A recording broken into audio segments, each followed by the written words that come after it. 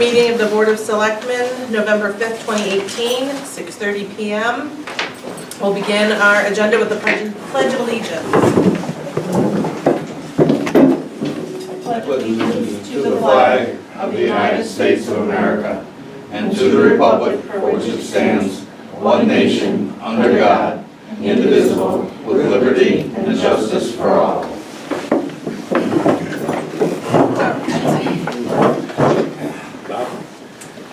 The next item on our agenda is approval of minutes from our October 15th meeting. I don't know why that seems so long ago.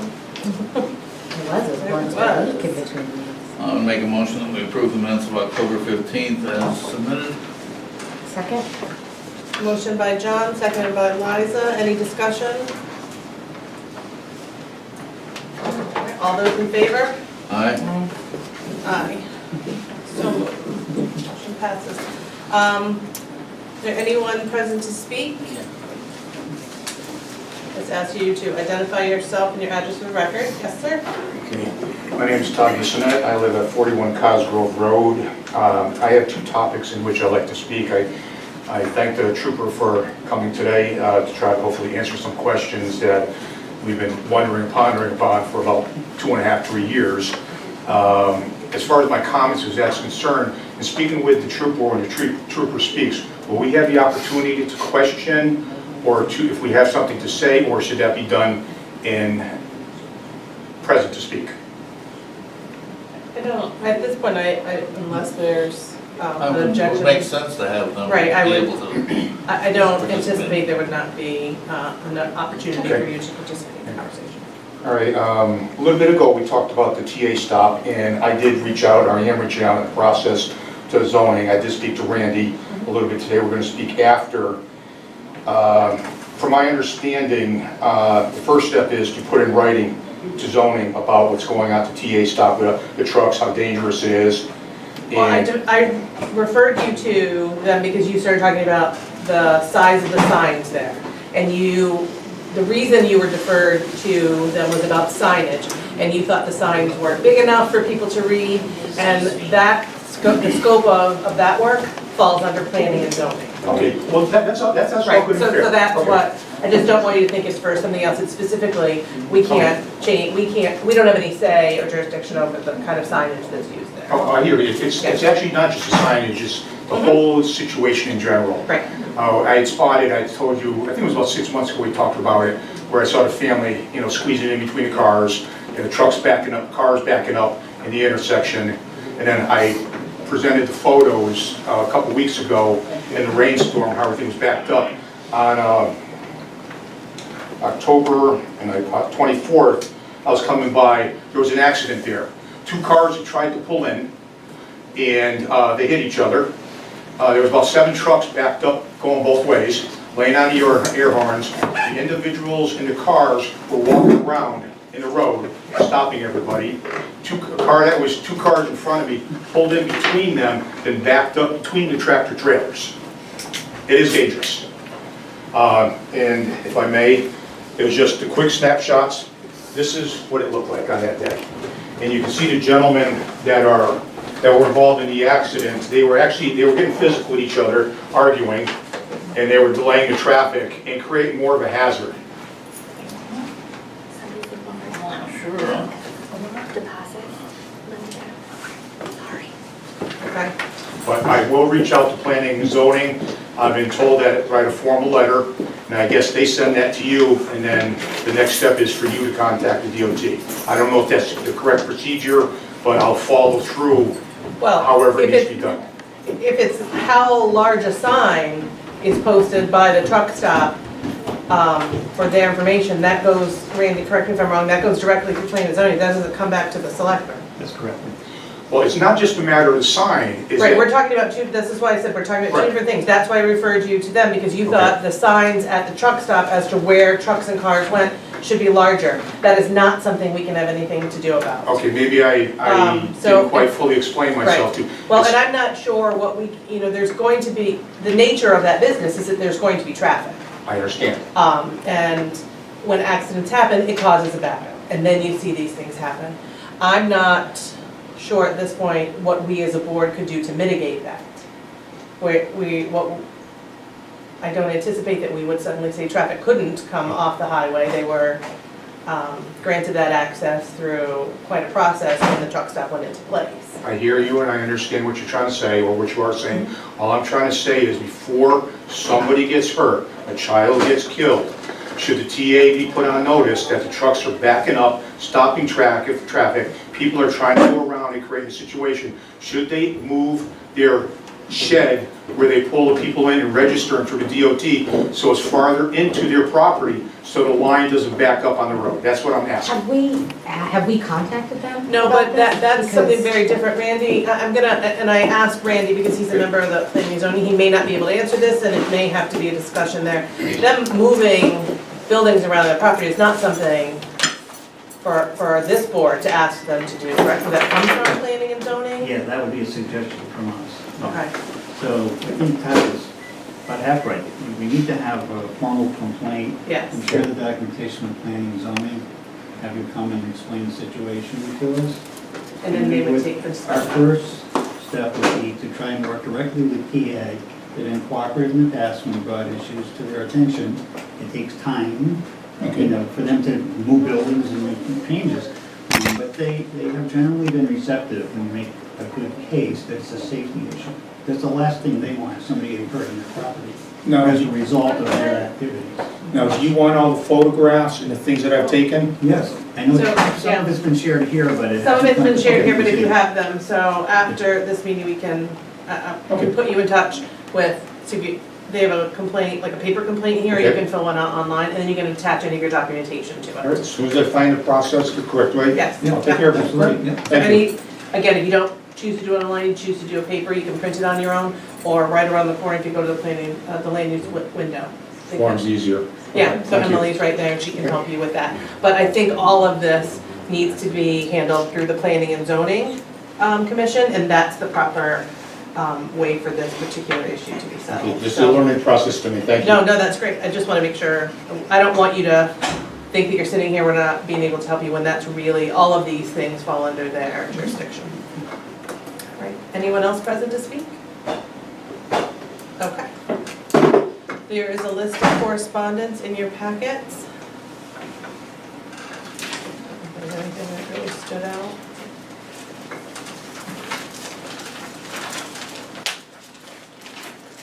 Status report, so, look, it's really dark now here in the middle of the day, so I don't know how much you can see, but there's a lot of work happening out front. The front steps have been torn apart, we have the side entrance as our main entrance until that work is being done. This morning, they poured the walls.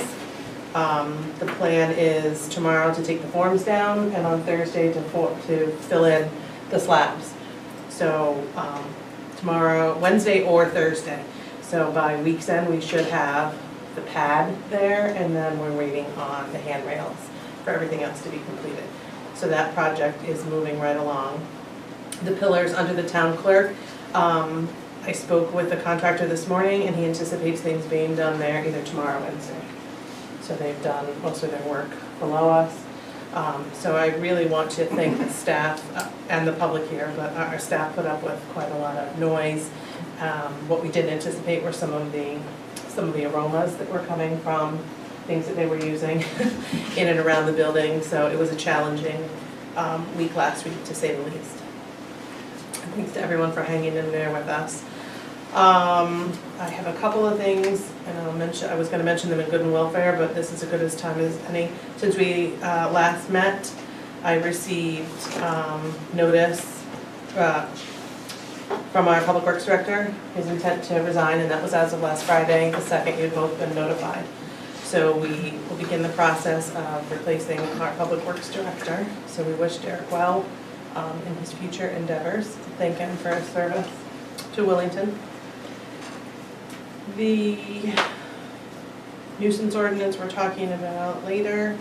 The assessor position, at our last meeting, I mentioned that Rich had submitted his resignation. He also left as of Friday. He's off to warmer weathers in the south. We wish him well. I have received a an application for the assessor's position, so we'll start looking at that next week.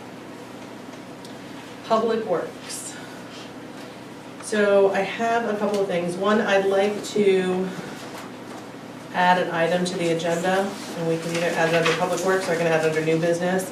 We need to make some adjustments to the TSOP, and that's the Transfer Station Operations Manual. What's the procedure? For the mattress recycling program that we're starting. So it was inadvertently left off the agenda, but in order for us to begin the program, it needs our approval. These changes need our approval, and they have the container and are ready to go beginning Saturday. If we don't do it today and wait to add it to the next agenda, we're looking at after Thanksgiving, being able to start this program when and it will benefit the town. So I would make a motion to add item D under new business, which is updates to the TSOP. Second. Any discussion? All those in favor? Aye. So, Public Works, they are gearing up for, yep, you guessed it, winter time and snow, so getting trucks ready. We have a fantastic crew over there, so despite our director position being vacant, they are still going forward. We have quite a few crew members that have been many years with the town, so they are prepared. They unfortunately have been through a winter similar to this before, so they're ready to go. So they're getting ready for winter, along with all of their other duties. I included in your packet a couple of different Public Works Director job descriptions from a few other towns. I'd like to update ours. I think it's missing some crucial elements. So I had hoped to have a draft to you today, but unfortunately that hasn't happened. Ours is missing some key components, in my opinion. Qualifications, minimum requirements, we don't have those listed. So, is there a copy of ours in there first? Okay, so I'll email you a copy so that you can compare them. And then, in the next couple of days, I anticipate working on a drafted one so we can take a look and move forward with beginning the process of hiring. This is a critical role in the town, so I think it's important that we take our time to make sure it's filled with the right person with the right knowledge to help us move forward. So with that, we'll move on to new business, which is the first item is the formation of the WIllington Sustainability and Energy Committee. So this would be a new committee.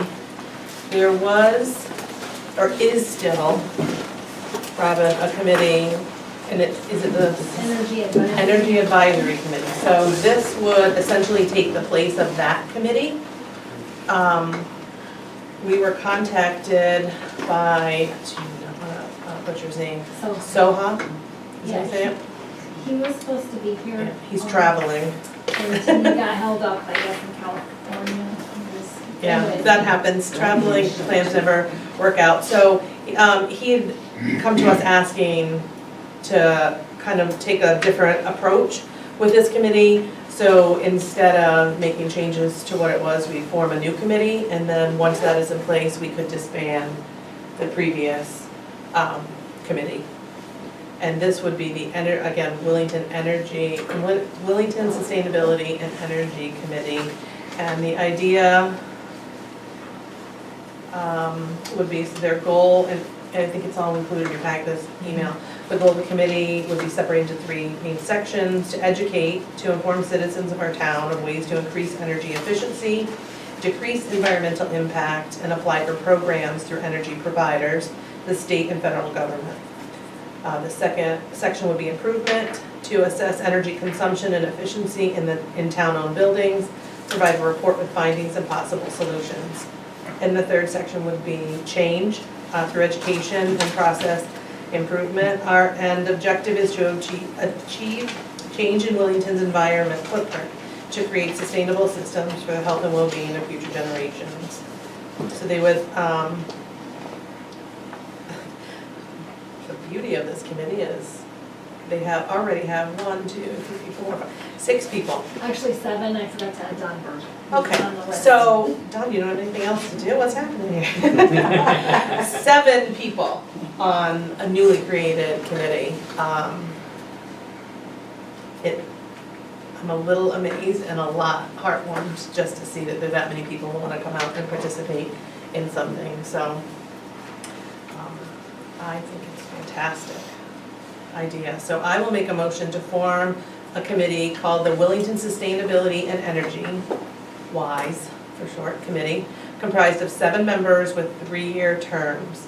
The committee will be charged with educating residents of ways to increase energy efficiency, decrease environmental impact, and apply for programs through energy providers, the state and federal government.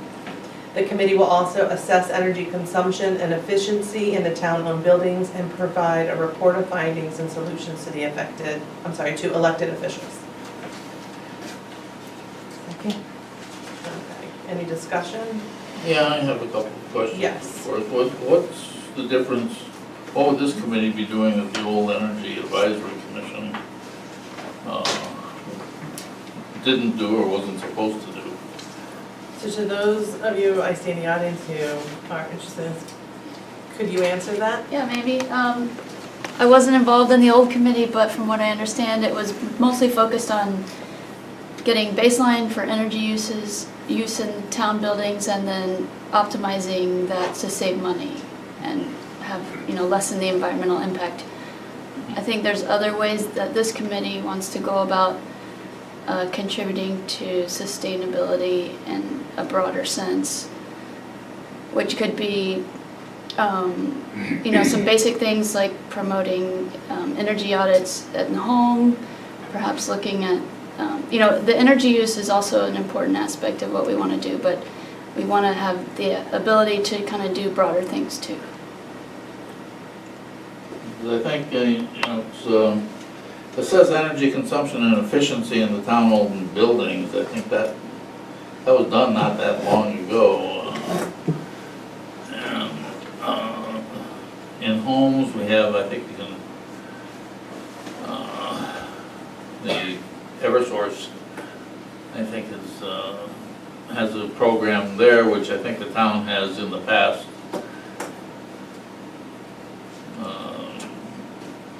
backed or has pushed in the back, so I'm just not sure what we're gaining. Who's on? Is there anybody on the old EAC? Yeah, but like, more than half, I think. Pam, Norm Nadu, Don, were you? No. Well, I never attended the meeting, so. Maybe at some point.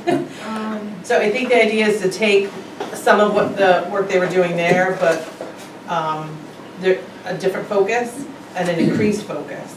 And so that committee would be disbanded in favor of this, which is just, to me, a broader look. And they're looking to educate people so they can take some of that information and be able to share it with the community. I don't think it comes at a financial cost to the town. I think we really have, we have a committee that has been pretty stagnant for a long time.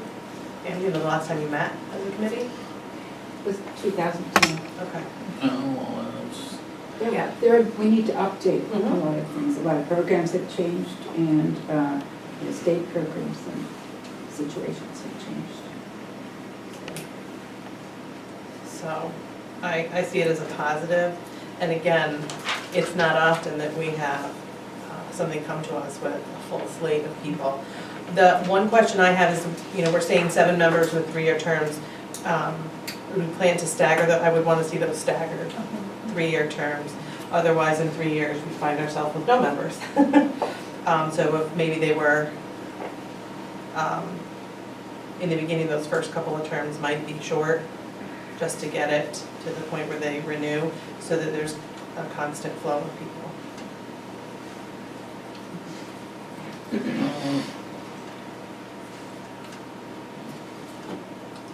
I don't have any great objections to it. I hope it'll accomplish something. Again, I'm hoping we're not No offense, but I hope we're not gonna be spending any, or a lot of money on it. I can tell a story in the past, where there was a town that had an old office building like this. The windows were as old as the building, and when the wind blew, if the windows were closed, you still had the breeze going through. And the first selectman of that town went out to get a grant to fix these windows. And he found a grant from, I think it was DEP, where they were giving grants to make municipal buildings more energy efficient. And he got the grant to fix these windows, to put in new windows in the building, and then while he was getting it, because these things don't get done today or tomorrow, it's a long process, dotting every I, crossing every T. And finally, he got ready to do it, and there was an election, and all of a sudden, he wasn't the first selectman anymore. And the new first selectman moved in, and was gonna take it over, but then somebody came and said, we have this company here, and we do energy audits, and it just happens for $48,000. We can do an energy audit of all your buildings, and instead of just replacing the windows there, we'll tell you where you need to get everything done in the town. So instead of having new windows, they had a nice report telling them that they needed new windows. So I always get, a little nervous that, but.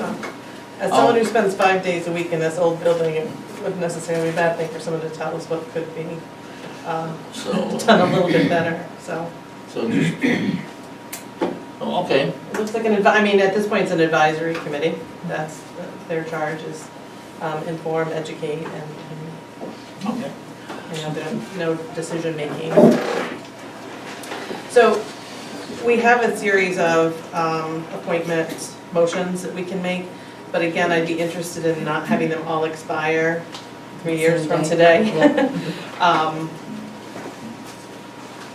If memory serves, this was a challenge with CIP, trying to get them so that they ended on different times. You could do like a couple 1 years. I would think maybe 2 1 years, 2 2 years, and 2 3 years, just so that they would expire. So maybe I'll start at the top and do 3 and then 2 then 1, just because they're in order.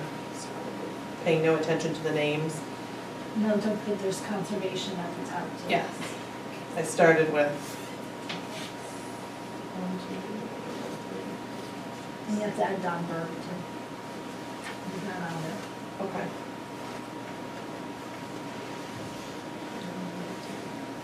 Okay, so I will move to appoint Soha Hosani as a regular member of the Willington I changed my mind. We were having discussion on the original motion, which was to form the committee. And so we'll just add, I'll amend that to say a committee comprised of 7 members with 3-year terms staggered. All right, so any other discussion about forming the committee? All those in favor? Aye. Aye. Opposed? Okay, so now we'll move into appointing some members of said committee. I move to appoint Soha Hosani as a regular member of the Willington Sustainability and Energy Committee, effective November 5th, 2018, expiring November 4th, 2021. Second. Second by Liza. Any discussion? All those in favor? Aye. Move to appoint Karen Warner as a regular member of the Willington Sustainability and Energy Committee, effective November 5th, 2018, expiring November 4th, 2021. Second. Any discussion? All those in favor? Aye. I move to appoint Bill Luchon as a regular member of the Willington Sustainability and Energy Committee, effective November 5th, 2018, expiring November 4th, 2021. You wanna do the, Well, because we're adding one that's not on the list.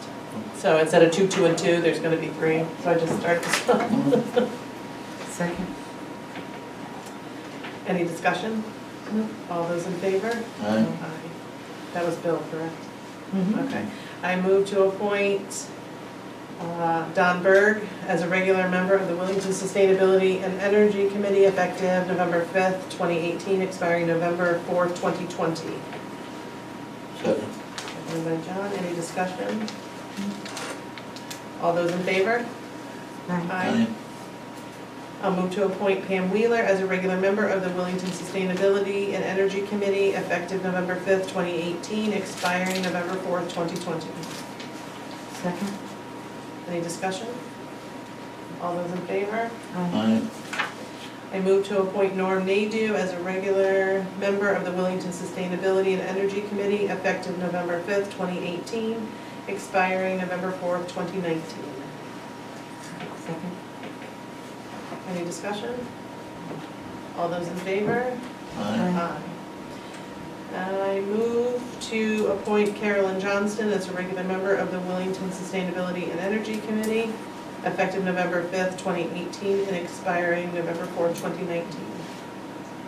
Second? Second. Seconded by John. Any discussion? All those in favor? Aye. We have a couple more appointments. Yes? Before we go, should Yeah. we, also, since we're on the subject, should we also move to disband the Energy Advisory Commission? I did add it to this agenda only because I wanted to make sure that this went through and everything, and I was You gonna add it want to to do the Do next. it next- Okay, do it the next one then. All right, we have a Parks and Rec appointment, Katie St. Germain. She was appointed in September, but she was just filling a vacancy that ends on December 1st. So this would take care of appointing her through a new term. So I move to appoint Catherine St. Germain as a regular member of Wellington Parks and Rec Commission effective December 1st, 2018, expiring December 14th, 2021. Second. You can have it. It's fine. Seconded by John. Any discussion? All those in favor? Aye. All right, and we have some Conservation Commission appointments, and most of these are reappointments. There's a change between a regular member and an alternate member. So the first is I move to reappoint Carol Jordan, as a regular member of the Conservation Commission, effective December 1st, 2018, expiring December 1st, 2021. I'll second. Any discussion? All those in favor? Aye. I move to appoint Mark Drobny as an alternate member of the Conservation Commission, effective December 1st, 2018, expiring December 1st, 2021. Second? Any discussion?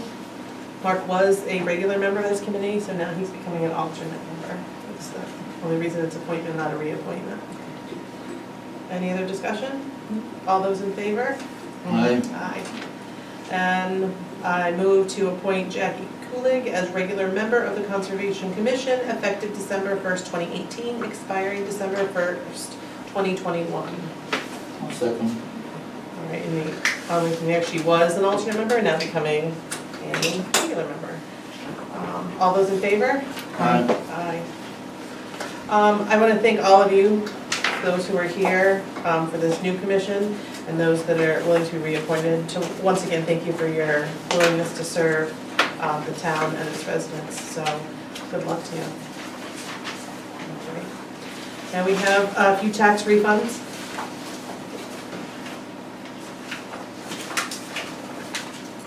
Both of them are probably coming to a close.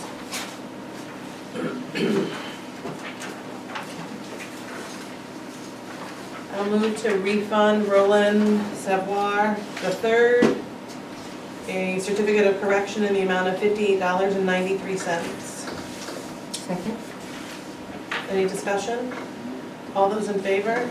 Aye. Aye. Motion passes. I move to refund the Toyota Lease Trust on a certificate of correction in the amount of $78.59. Second? Any discussion? All those in favor? Aye. Aye. I move to refund Vault Trust a certificate of correction in the amount of $555.43. Second. Any discussion? All those in favor? Aye. We're almost to your topic. Look, you hung in there. Okay, so we added approving the T-SOP. So currently we charge $10 per mattress or box spring to be put in, it essentially now goes in the bulky waste and then we're charged that money, so we pass it along. When you purchase a mattress, you pay a recycle fee. This is a recycle program where you now wouldn't have to pay for us to dispose of that. It comes with a container Yeah. and you put in a container like you would, the tires go in one container, the mattresses will go in another, and there's no fee for that. Okay. So when we take them in and we put them in the bulky waste, we are charged. So therefore we pass along that charge. Now Matt, up at the transfer station, actually came to us with this program saying, I think we should participate in this, and it would be a great opportunity for residents, and then they would not have to pay for disposal. However, they have to be clean, so if they're soiled, then they can't be placed there. Residents, just like they would put them on their own into the recycle bin, to the bulky waste, they would put them in this bin, so there's not a lot of handling of mattresses by our transfer station employees, not much of a change, and they were actually in favor of it. So the recycle container now is there. If you drive up to the transfer station, just before you get around to the shack, you'll see a new large blue bin where the tire bin used to be. That's the new mattress bin. So when it's full, they just call them and they'll come haul it away. And our residents actually are benefiting from this. So the changes to the T-SOP are on page 13, Appendix A is adding a 40 cubic yard walk-in container for mattress and box spring recycling.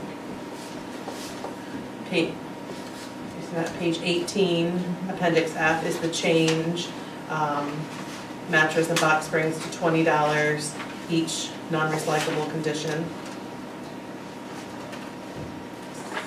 Hang on one second. So right now it's 10 each? Right now it's 10 each.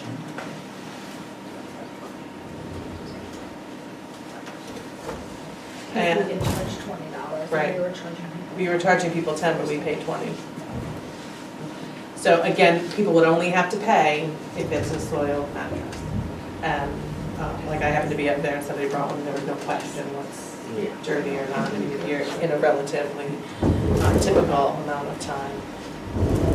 Ceiling indicators. So getting ready for voting. Then there would be no charge. So on page 19, Appendix G adds a 40 cubic yard walking container for mattress and box spring recycling. So again, that's in the list of equipment. Appendix A listed it. Go ahead, John. Oh, I'm just a little confused here. Okay. I was under the impression at one time that you couldn't recycle mattresses simply because you didn't know what had happened to those mattresses while they were out in the general public. And that may have been the case at one point. I know a little over a year ago, for the first time I won't even tell you how many, replaced the mattress in my house. Yeah. And was surprised that I paid a fee when I purchased the mattress, a recycling fee. And then when I went to dispose of my mattresses, I was charged a fee to get rid of them. Which, when you go to purchase one, they tell you, you don't need to worry about paying to get rid of your mattress now because you paid this recycling fee. But I think it depends on where you take it to dispose of it. So we were passing along a cost that was charged to the town, but not even that, we paid $20. We're charged $20 and we passed along $10 to residents. Okay. So it was costing the town $10. I can comment on this, I'm familiar with this. The state changed the law so you have to pay $9 even if you buy a mattress online. What they do with the that covers the cost of recycling, they strip out the steel, they strip out the fabric so that they can properly recycle it so it doesn't go to bulk waste or solid waste shipped out of state.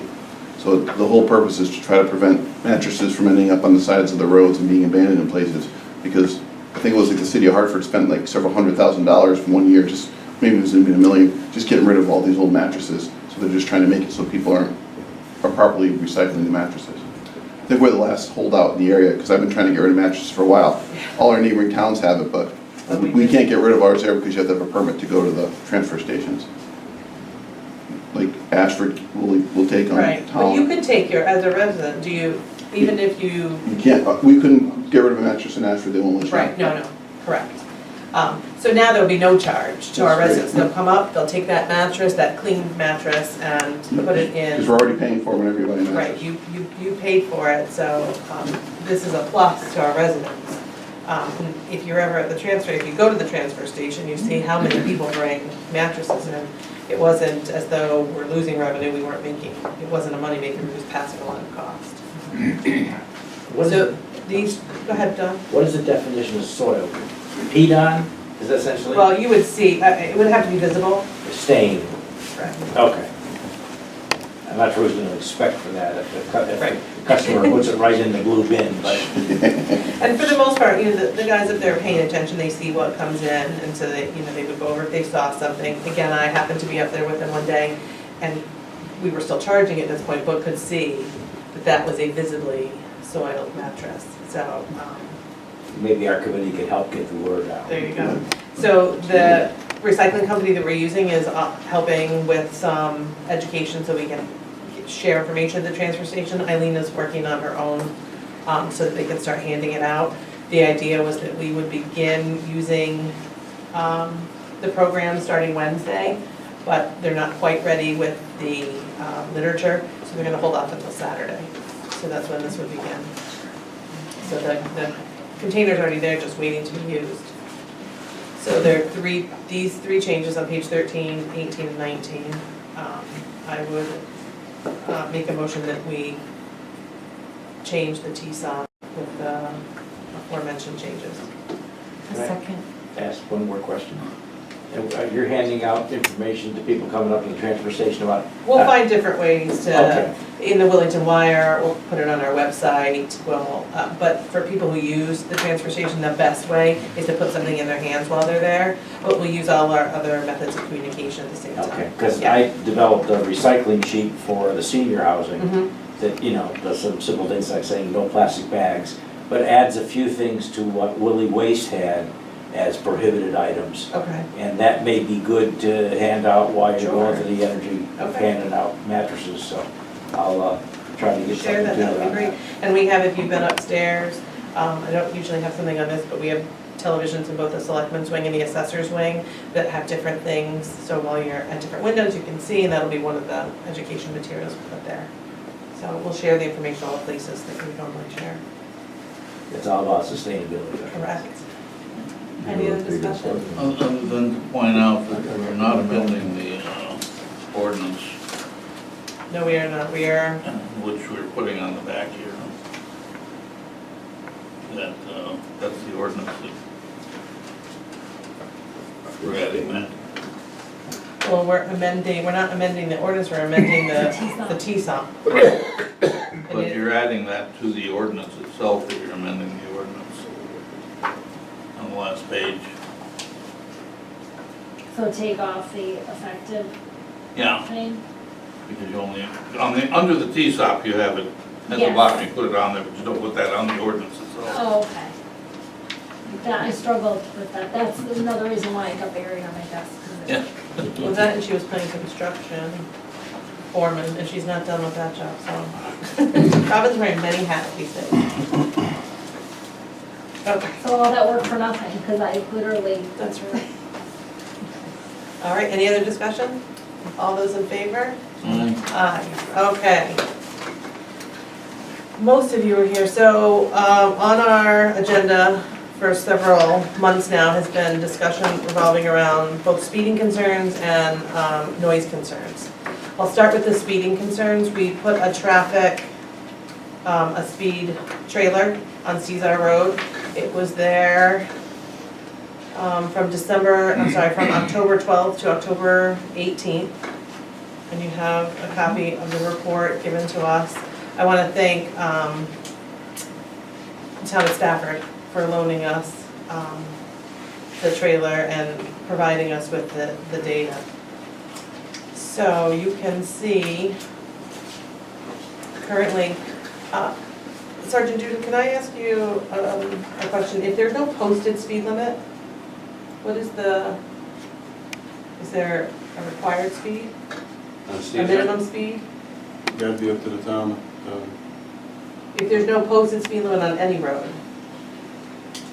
what would be, and I mean on any road, if there's no posted speed limit, which most of our roads do not have posted speed limits, what is the speed limit?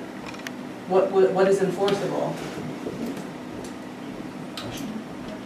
25 if there's no signs. Apparently I'll have to look Wellington doesn't have into one. that. Huh? Apparently Wellington doesn't have one. Well, it's not by town ordinance, I believe it is, 25. I believe that is a fallacy, because I was at an LTA seminar, and that's what we all believe to be true. And we were all told that it's not I'll have to true. look into Okay. We were all told that it's not correct, but everybody in the room thought so. It is.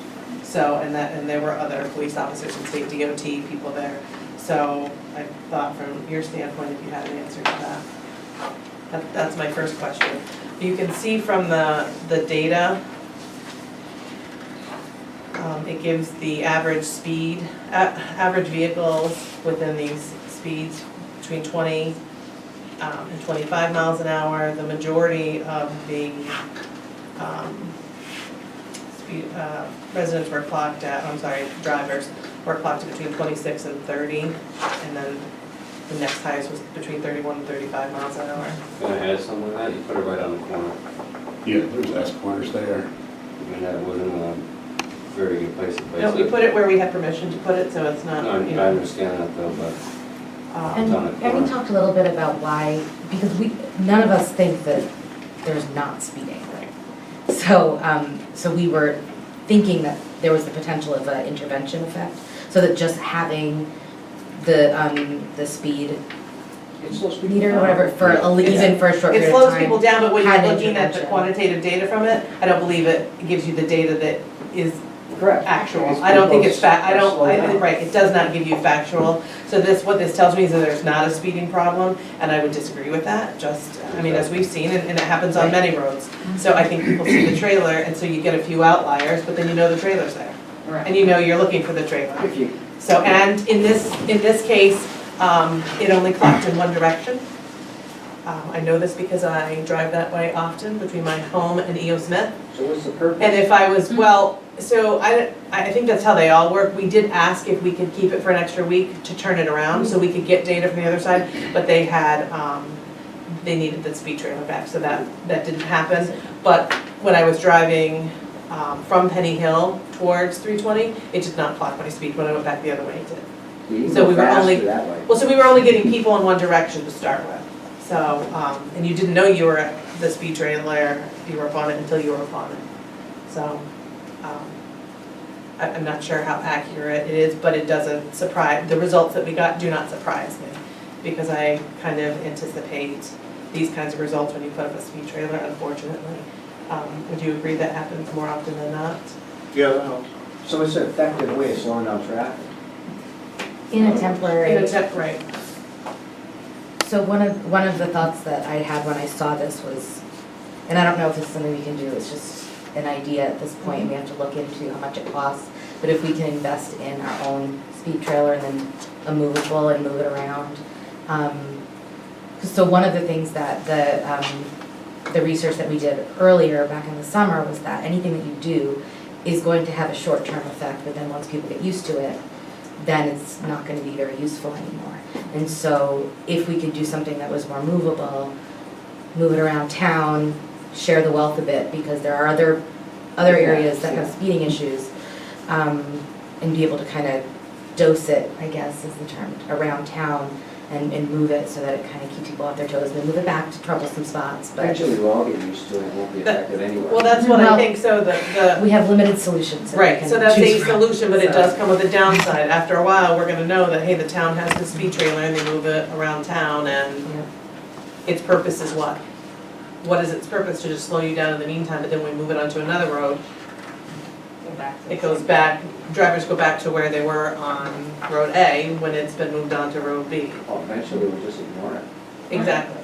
So one of the options is to invest in something like that as a deterrent, but then it could become ineffective. But And then we we still would have the spend money. data though, at the point that it Correct. becomes ineffective, then we Right. start having the data that it's not working, and then we know where. You can get those off the ones that go on the street signs. You ever see those? Every single town has them. I think I've seen them, they're, I mean, you get the same result from that. So, Probably get a better result, because you wouldn't need permission to place it there beyond the right of way. so Easy we'll to take move. that data and look at things. Another option for us to take another look at is the temporary speed. temporary speed bumps. At this point, I would wait until we have replaced our public works director. Nothing would go in place now anyway with winter coming. So I would wait until we had someone in that role and have those discussions with them. We'd be looking at after winter time anyway. If we were to put in temporary speed bumps now, they would come up in preparation for winter because For plowing. sadly, it could snow at any time. I was told at one point in time the speed bumps were not allowed in Wellington by one commission, I think. That would be news to me. Because I know it had to do Well, with, before we put them in place, we go through all of those looks, but at this point, I haven't found anything that says they can't speed, but. okay, because I know they were talking about it with the speed bumps. I can't remember exactly. I can remember where it was, but I can't remember the name of the I know that road. there's plenty of research out there that will tell you that they just defer the traffic, the speeding traffic to other roads. Mhm. And where do you stop? You know, are you gonna put them on every road? Are we willing to put them on every road? We don't have curbs. Another potential problem is that to avoid them, people will drive around them, and now we're talking about onto your property and onto your yard. Those are real issues that we have to consider. When they're in a town with sidewalks and no curbing, it's a little bit different. We don't have that, so. Well, Mansfield doesn't have any curbs where they are, so I don't see nobody driving on their yard. And I believe you spoke to authorities in Mansfield, they would tell you that their speed bumps are as ineffective as. That's what They the typically are. DOT guy that retired said. From, talked to one person out there. Who did this volume by speed report? Who actually put the machine in place? Collected the data? The machine collected the data. Oh, yeah, but somebody has was- to. The officer, Sergeant Duncan in Stafford. I think his name is on top of the report. Okay. Does it give his rank Okay, there? generated from town of Stafford. Yes. That's the report was generated there now. Because I did have the question, the speed limit is printed on there is 35, and then somebody had handwritten 30 miles an hour Right. and put it in there. So like they maybe knew what the speed limit was supposed to be. And it may have been May have been a guess too. well, it may have been an error in going to what the speed limit was. And, But what it does, it still gives you the speeds. And it does give you the speed, and do I read this correctly, that this report did not record a speed higher than 45? That's possible. I was looking at the one for Well, this, 320. on a really sharp corner too. 45. Well, the average speed on the last time was 65. 40, the yeah, last 45. report, and that was an average speed. Average speed was what? 65, yes. On that road? I will not Yes. believe that, We Carrie. had the report that you gave us. And you can certainly sit in our front If I yard. remember correctly, we had a report that said one car went 65. No, the average speed was 65. You guys gave us reports. I'll take a look at that, but I don't have that data in front of Am me. I wrong or am I right? It was 65. 65. We were shocked as well, but we've also seen cars go by our house that speed, so. Well, everybody thinks that it's 40 miles an hour. It's Substantially much more than that. Also included in here is the reports from Ruby Road. It was on just prior to Hancock Road, just before Hancock Road. Is where the speed trailer was in September. And you can see then the average speed was between 31 and 40 miles an hour. And it posted 35.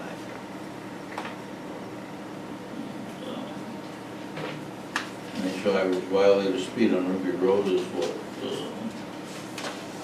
about the highest was 53.9. That's pretty fast, but again, that's Ruby Road. It's still fast. It's where the trailer was, is where it begins to narrow. And you get up over those hills, so. So I thought you were talking with this trooper about doing more patrols. Is that true or not I true? spoke with Troop C about doing more patrols. I thought you were talking with this trooper about it. Is that what you said a couple He's minutes our ago? liaison at Troop C. So is that true or no? That I spoke to him? I'm here to address the speeding. About doing more patrols though. Is that something that Troop C is willing to do, is to put more patrolmen out on our roads to make them safer? Well, we only have a limited amount of patrols. And there's one trooper assigned to Wellington. So, according to that trailer, there wasn't a speeding problem. Yeah, but that speed Where's the trailer's not- previous study? The, The only ones I gave to us, we could bring it next time, or do, or come to your office and show them, yeah. how long ago was that? I don't. I'm not too sure, a couple years ago. 2015? 2015 it was. They didn't put the trailer there, they put the rubber things across the road, to cover the distance, that's how they did the average. So nobody knew there was there, so nobody would slow down, nobody knew there was a speed trailer.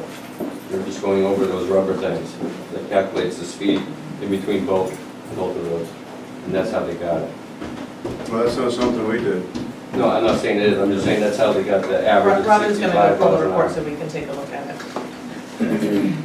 But what I had spoke with Sergeant Judah and what I reported to you was that when they had the availability and when they could, they would put extra patrols, so they would patrol in that area. Again, it doesn't mean that they will, it means that when they can. Do you recognize a pattern? It's all the time. Everyone speeds? It's not just college kids, it's adults. I mean, it's in the morning when the kids are waiting for the bus. Yeah, it goes right down from their road to Lucian too, right? Yeah, That whole it's strip. just- it's nonstop. And the stop signs that were placed over by the apartments are ignored. So they come off at 320 at a very high speed and just continue on the They road. pretty much just slingshot up 320 and just keep going. They don't stop. And there have been 2 accidents that I'm aware of in the last year. One was a head-on and a car rolled over in the front yard of one of our neighbors. And then there was another one where the car veered directly off of the road, not hitting another car, but damaging their own car against a tree. So they had to have been going at pretty substantial speeds to cause that kind of damage to their own cars and to the property there. And then once it gets dark, or even go faster, there's something going on Do you ever call the troop? All the time. all the time. They notice my name now. And they send some people out at times, and there are other times when we recognize that they're busy.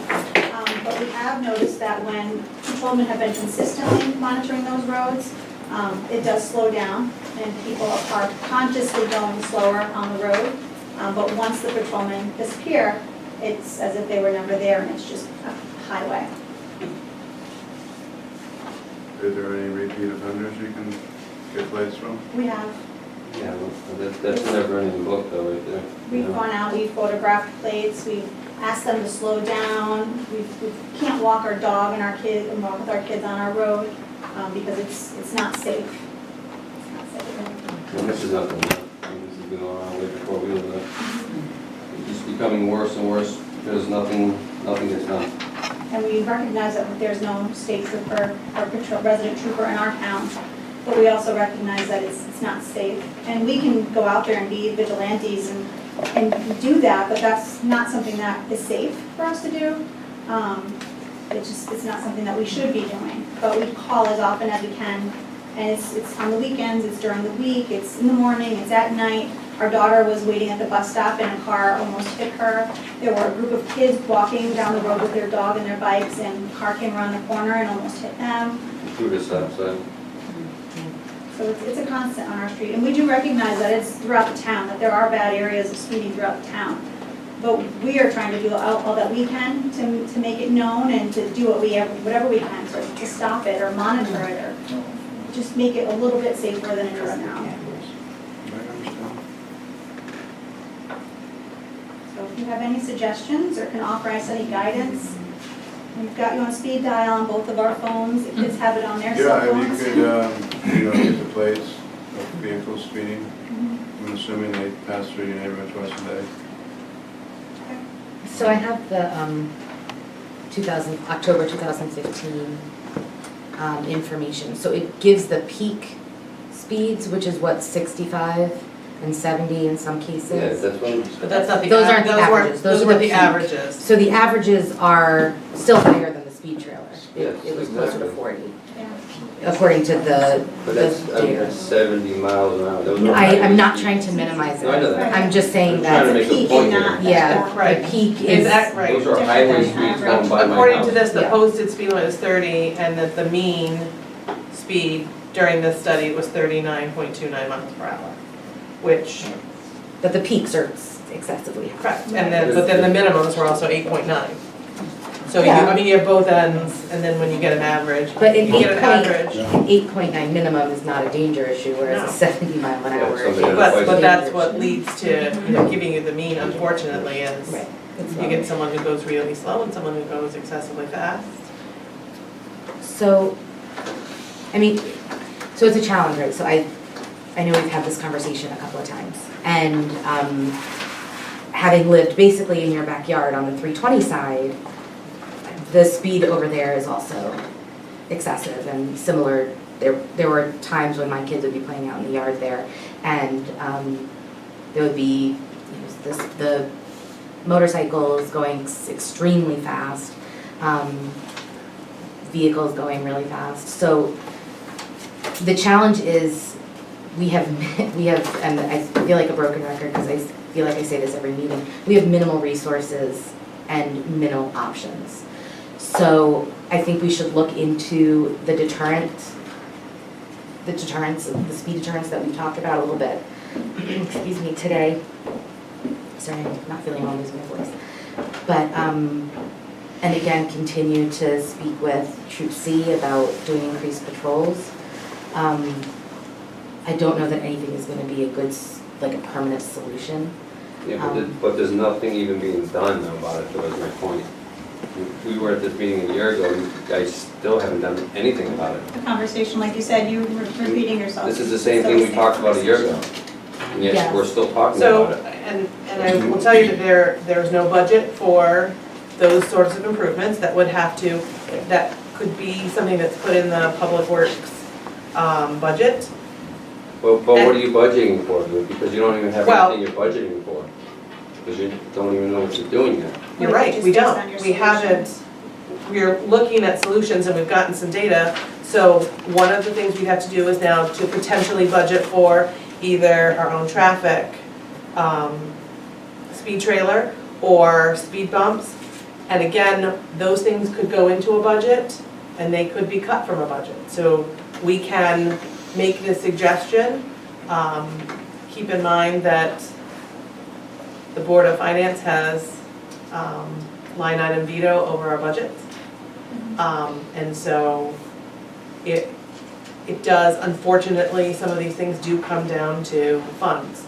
And so even if we suggest it and we put it in a budget and we put it forth, it doesn't necessarily mean that it's going to be followed up on, that it's going to be what happens. So I don't want to say, look, we're gonna put it in a budget and we agree with it and this is what we're gonna do, and then when it doesn't happen, that's a possibility. It's the way the process works.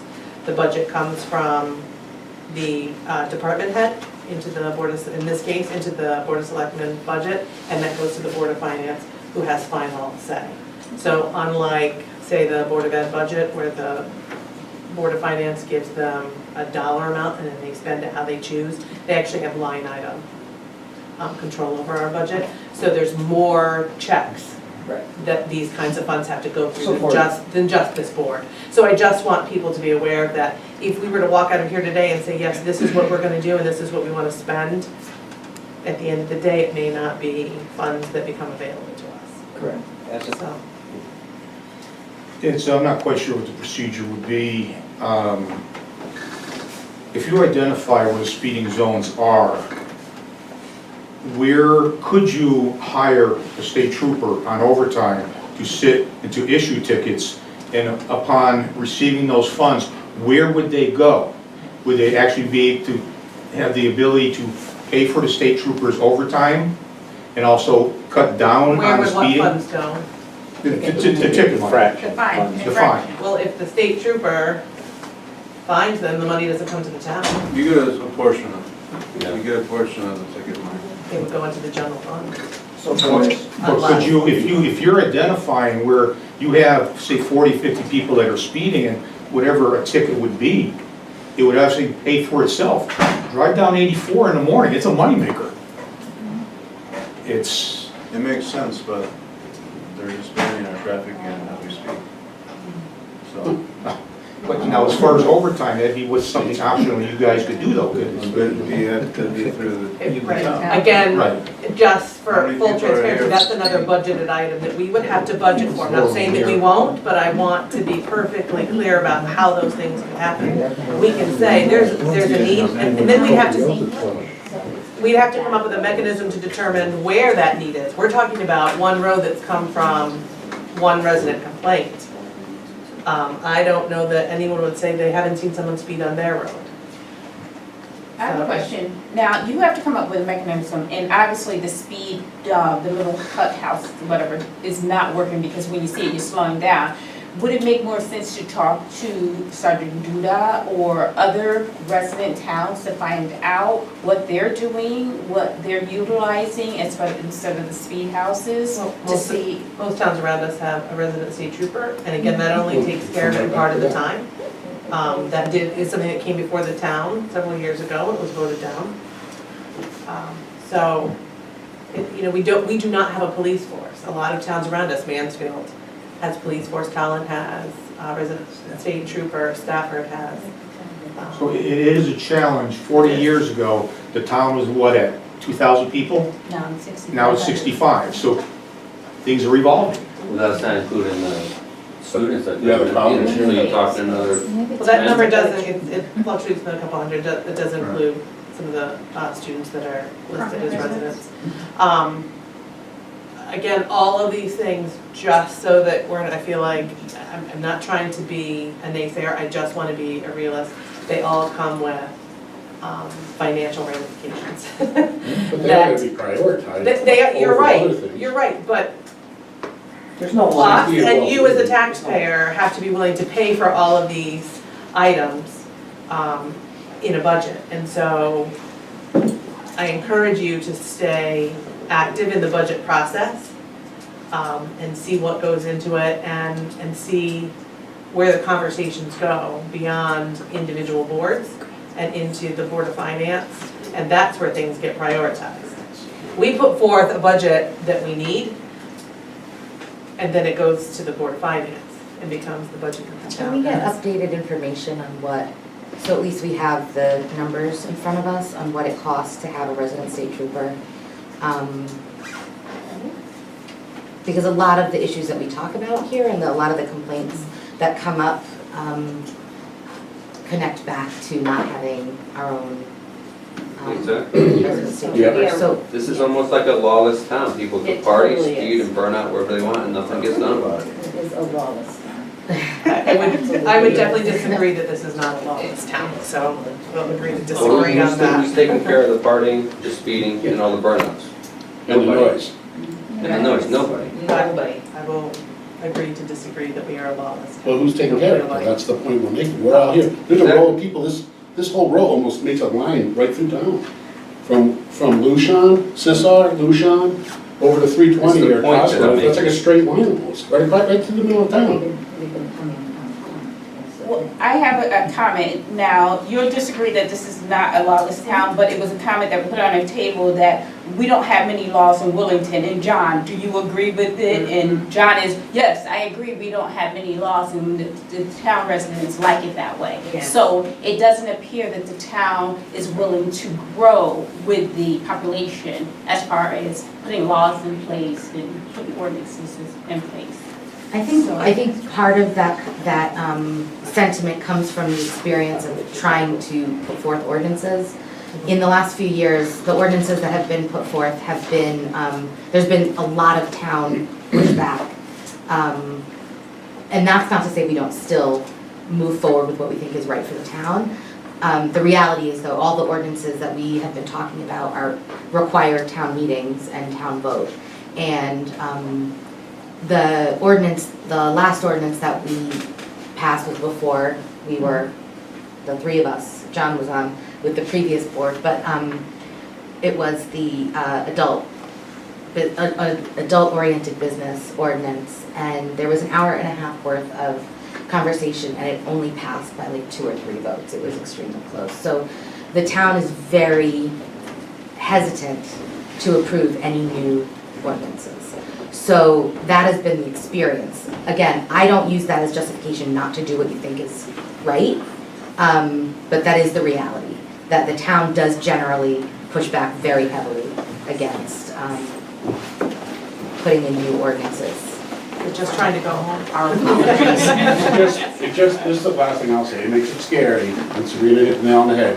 When you have to be a vigilante, or we have to go down, or maybe I'm physically bigger than the guy who's really giving us a hard time, but when my wife goes down, he's like, I'll do what I want, I'll turn it up.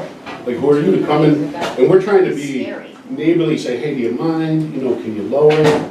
She works 3rd shift, and it's full blast, So 300 feet away. I'll take that to parlay into our noise, or call it noise or nuisance. Noise. Or Noise. noise. We were never, ordinance. not a nuisance, that's a completely different We've thrown beast. different words around, and the discussion based around that, and we had some questions about what our challenges would be with an ordinance. Liza had looked up some ordinances in other towns, and they all came with a process of how do we follow through with that? Who's going out at 2 a.m. and following through on those kinds of things? And how does that work? I know, Sergeant Judah, I believe we had asked you to look at some deep regulations that Mr. Bissonette has shared with us on multiple occasions, and that he believes we should be enacting on. Could you speak to that? Yeah, To those- but before we pass on the speeding, what roads are we speaking about with the speeding? Adamek Road. Yeah, that, it's that Ruby. loop. But It's I only that got, one. I only Yeah. got like one guy, so we like prioritize.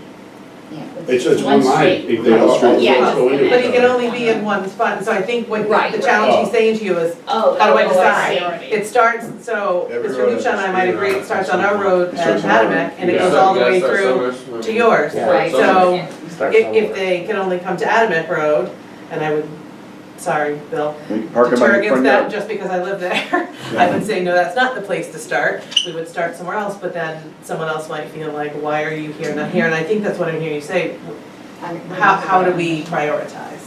And again, there's no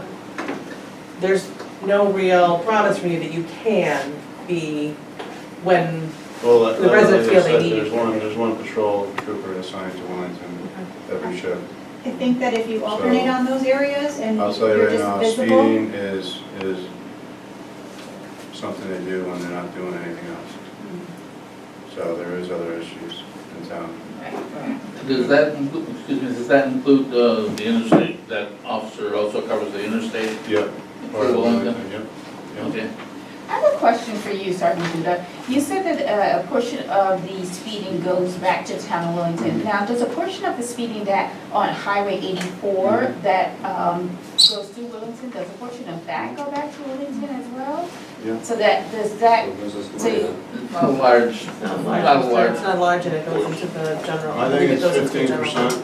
that's pretty good. Say again, please. Pretty good I number. believe it's 15% of the of the infraction goes back to the town. You'll see Union has a huge portion, because that's where the scales are. And it's perceived that we have a much larger section of 84th than we really do. Probably half a mile. Yeah, it's not where I learned quickly, being married to a firefighter, it's not where I thought it was. I get on what I think is Willington, but it's not really Willington's Well, talent.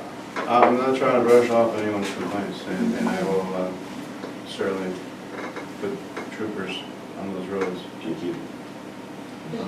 We're about having to call, like, we've called down a couple times, and at one point, they said, we'll send someone, they never did. And understand, I get it, right, everybody's busy, but another time, the dispatcher actually said, well, you know, it's 5 o'clock in the afternoon, we can't send anybody now. I'm like, it is ridiculous how loud this is. And I've gone to my neighbors, and, you know, one neighbor, he definitely was like, yeah, I can't believe it. That's why the people moved that were living there, they moved up to the other end of town. I went to another neighbor, and he's like, well, no, I don't hear anything, he just went, you know, went hid in his room. I mean, I think they're literally scared of this guy.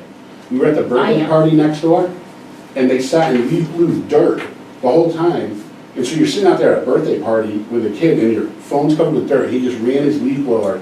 I mean, he's seriously just, he's not very neighborly, let's put it, he's trying to be nice, but he's the guy you don't want to live next to. Yeah. Right. And I think he intimidates and bullies our neighbors. I don't take What I it. generally see with these complaints is he's gonna make a complaint against you, the Right. second you make a complaint against him. It's just gonna go back and forth, like two spouses. You know? Now, in the event that if they were to take audio and video and show Yeah. them what's going on, would that justify their complaint then? Oh, I have to, they are, I Okay. mean, I audio. mean, They have something to back it up. And as far as a trooper not showing up to a call, that shouldn't happen, Okay. so. And in time of day doesn't matter, right? I mean, I understand that there's the noise ordinance, or if there was, when the noise doesn't kick in until later in the day, but when it's like all day, day after day. Literally, and- he's 4 houses away from us, and we cannot even go in our yard. They gotta That's how lower it, loud when I it is. asked him, like, can you turn it down? He's like, what? And he's very well known in our neighborhood of being obnoxious and rude man, and Burning he's out. scary. He burns out all the He's time, our he age, drives and like that's a like a maniac Facebook in kid. his, what is he have, a dog, a Camaro. He's almost hit our neighbor walking her dog, he's What's his scary. address? 52 Lucian. Mhm. Thank you. Yeah. We appreciate, all of us appreciate you coming Yes, out here, very much. at least to hear some of the stuff. I'll do what I can. We appreciate it.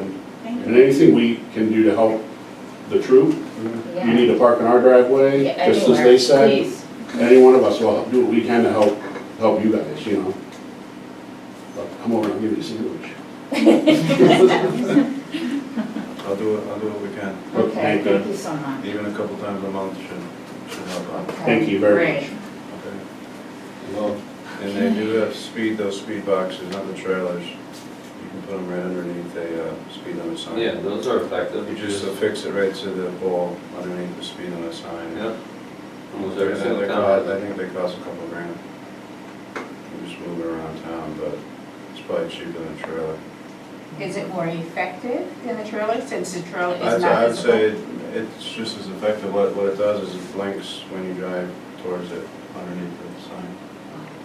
It'll blink, I think some of them have little blue and red strobes. And can you generate reports from that as well? I don't think so, no. But that's not the focus, it's to slow people down, right? Yeah, they might not know. Right. There's no. Exactly. Yeah. They don't always know. People get scared when they see that. And I think that speaks to the visual approach that you were speaking about, something to deter. Yeah. Right, which is why I look at these results and think, listen, I live on the first end of this stretch of road.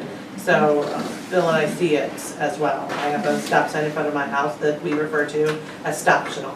Because I sit out there for years and I've watched people not stop. But I see the same thing in our town and other towns. Right. I don't like it, but we're not unique to it. It's not unique to Willington, it's not unique to a few roads. It's all the time. I would hope, I tend to think, because I have young drivers in my home, that they're probably the ones who are more likely to slow down, so maybe those college kids, and it's more than just our college students that live in it, it is our residents as well, that they would slow down, and, you know, that can skew those results. I know my 16-year-old Saudi practically stopped. Remind me to keep going, he's still going the speed limit. He must be that 9-mile-an-hour one. He probably could be. And I'm the one gripping the side of the road. That's a whole different conversation. So hold on to your hats, because when you get there, you're gonna. And if So- there's any particular vehicle that's a repeat offender, just give us the information. It's the easiest way we can do it. We don't see the violator, Okay. and you get the plate. I'll tease you now. And I'll do my best to get troopers in those areas. Thank you. And I will tell you, that does make a difference. In that area, I had an issue with someone that a couple of us in our neighborhood were noticing on a regular basis. And I finally figured out what the vehicle was. It was going that fast, I couldn't even see who was in the car. And it hasn't happened again since they were particularly, you know, Or specifically the time of addressed. day, just the time of Yeah. day that you see the most In this speeders. case, it had a You know, business at logo on the 9 side a.m. of the vehicle, but, Time of day, we can position someone there, you know, at that time that you think is the worst. All right, so that touches bases on the speeding, so briefly, can we touch bases on the noise, because Yeah. I thought we were. we're getting to that. Okay. So, I had given you some of the deep regulations that had been presented to us. And there seemed to be some discussion as to whether or not those were regulations that could be, that were adhered to on personal property. And your response to us was that those do I not. spoke with a sergeant over there at Deep, and he wasn't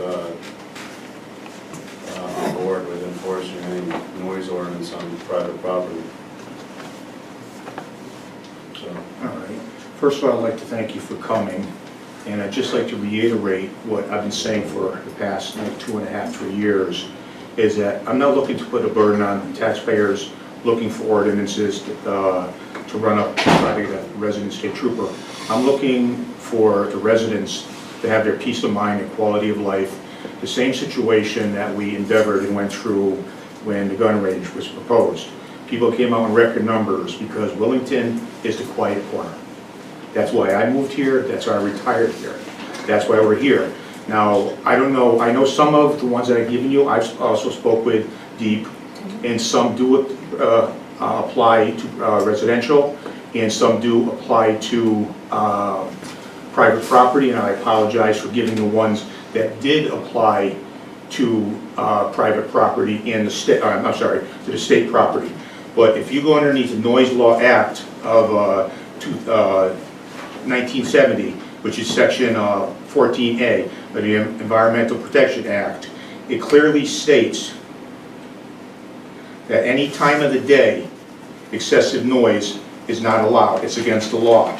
It says section 48A of the Environmental Protection Act of 1970 makes it an offense to create an unreasonable noise on residential property at any time of the day. Okay, and that's through the Environmental Protection Act of 1970.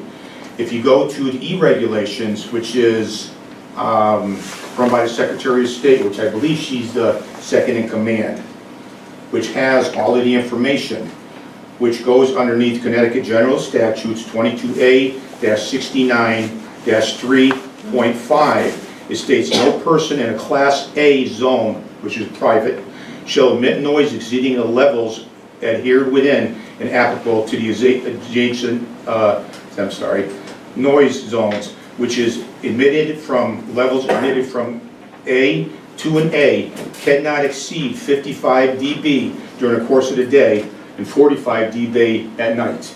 That's coming from the state of Connecticut through E-regulations. I'm sorry, that's through the Environmental Protection Act. Through the E-regulations, which is run by Denise Merrill at the time when this was printed, which is Connecticut General Statutes, again, 22A through 69-3.5. Again, no person in Class A zone shall emit noise exceeding the levels adhered within and applicable to adjacent zones. Levels from Zone A cannot be higher than 55 dB during the day, 45 at night. That is another site, same statutes, same law. What's going on, what we're endeavoring in is called private nuisance, where it occurs on a private property, in which it is against the law whenever somebody prevents or disturbs your enjoyment of your property, which is happening to us. We all recognize that you guys get your hands full. You got a lot going on, you put your life on the line. You don't need to deal with what we're dealing with, just stay focused on bigger and better things. And what we're asking for is something, what can we do? Where I call it in, I give videos, I give audio, the state police come out, and they look at it and they say, yeah, it is noisy. It is against the law. Okay, but we can't do anything unless there's an ordinance. We had a state trooper come here and stated you don't need an ordinance. It falls underneath breach of peace and disorderly conduct, which within that it states. So they made an arrest? Well, over the course of 3 years, there's been numerous incidents. Why did he make an arrest? Because he says that it may be a bad arrest, and he does not want. Doesn't even make sense. All I'm telling you is what they say when they come out. She witnesses it, I witness it, I've spoken, they keep the recordings. What's he doing that's so egregious? They are running dirt bikes, quads, mini motocross now. They're not doing it now, it's been quiet now since we've been approaching the town. I've been threatening with a private lawsuit, which is the final and fourth step, and it is a win, according to my attorney. Sure, you got a case law that's been on? Yes, she does have it. I thought it was addressed more from the parties coming together and talking, necessarily coming here. You came to the town, they came to the town, and you actually finally had a conversation, and that's when things have been. If you want to call it about that, it's fair to say that. Okay. That's okay. That's okay. When you first came to us, you hadn't had conversations with your neighbors, which is what No, we discovered in the town meeting, in this meeting. That was not, Is that not correct? true. That is not a That's true what was- statement. That's what had been stated here. And then once you talked and you It is sat on- down and talked about it. It is on tape where Stephen, the gentleman across the street, acknowledged that I went over, and he said in open here that I was a jerk because he didn't like what I was saying. I had tried approaching him. But I'm not here to argue with you No, about I'm it. not either. I am just stating what is going on. I'm not here to jump around, going back. It's frustrating, it's emotional. I am here for a reason, to try to put an end to it. I'm sorry. When the state troopers come out, they're polite, they're cordial. They say unless there's an ordinance in place, there's nothing they can do. We talk to the town, they say it's the state trooper's responsibility. Trooper Tom Stackpole came here and said, yes, arrest can be made. I called in, it's all I. What are they doing? You didn't even explain what they're doing. Oh, I'm sorry. They are, once I have given video to the town, I gave it to the old select person. I show the officers when they come out on my phone. They're running a dirt bike, open head, going in circles around their driveway and their house, pointing it at me. My property line is 60 feet away. This open head, at one time when we came here, they denied it. They were running 6 of them at one time between 2 properties. It was happening. I have video of it. I have video of them doing donuts in the front of the yard, just going in circles. At the time when they're doing, in my bedroom, I'm getting 110 dB. It's 110. Your firearm puts out about 155. A chainsaw puts out 110. A jackhammer puts out about 135, which the offices here were respectfully asked everybody to move because it was noisy. Why should I have to live in it, or why should any of these people have to live with the noise? It's wrong, it's against the law by the Connecticut General Statutes. But you just said running the chainsaws against the law. No, let me repeat that. Let me clarify that. Within all of ordinances, within the statutes, it is clearly exempt that anything that is related to house maintenance, chainsaw, garbage truck going by, running a leaf blower, that is all exempt, because it's maintaining a house. It's not for recreational purposes. Or shooting a gun. That is something that's probably gonna change in the town here. Right now, it is permissible to fire a firearm within a town as long as you do it safe. That's gonna change. Well, eventually, if So you then have, arrest everybody that shoots a gun? maybe, it all depends if We've it's not- not, That- That The is, first time that we- topic's come up in this meeting. that's right. well, I wouldn't say that we've Why ever didn't said the anything DEP to do change. anything about this? It's their law. the DEP deals with, as a gentleman explained to me, he deals with why all the state troopers kicked all of these vehicles off the state land, because everybody complained of the noise. You can't ride ATVs in the state, man. They could at one time and they were. You can't. They can't anymore because they stopped it and they So put it, now they're riding on private land and DEP doesn't want to do anything about it. it's not the DEP, they can't do it, it's stated within the town, within the municipality, within the ordinances that are there, and it's stated by law that you cannot disturb your neighbor. They don't have an ordinance. Then it falls within the statutes. We're here to say that what supersedes which law? In the absence of no ordinance, does it mean it's lawful to bother your neighbor? That is not in line with what the state statute states? The state statute says you have the constitutional right to live free and not to be bothered by your neighbor making unnecessary, unneeded noise. And that is what they're doing. We can move everybody from an office, but it's so they don't have to listen to it for one day, but we have neighbors that have to listen to it day after day after day. I decide to have a picnic, I decide to have my grandchildren over, and I have to pull them in the house, I have to close my windows. I'm a taxpayer, I'm a citizen. Okay, I'll speak to the town. We moved one office when jackhammering was happening on the opposite side of the window. And it was Not- That's not, that's not the Right, but, point. so, I mean, that is, but That's they not were the talking point. about, That's not the we're point. talking about two very different things. Your initial discussion with us was the noise from the ATVs of your neighbors. It is very different than a jackhammer right here while I'm sitting at my desk, because that is the distance we were talking about in the town hall. So By they're the very, state, so by they're the very state of Connecticut, different. nobody should be emitting noise onto your neighbor's property there. It doesn't matter if my house is 200 feet away. Any noise? So level Right. Let's not twist it, please. You have the ordinances, the laws are clearly written and clearly defined. Recreational And we noise. do not have an ordinance, so it does not fall to the town at this point, in lieu of an ordinance, it does not Okay. fall to the town to enforce. Then please No. tell me then who enforces when somebody is breaking Connecticut general statutes then?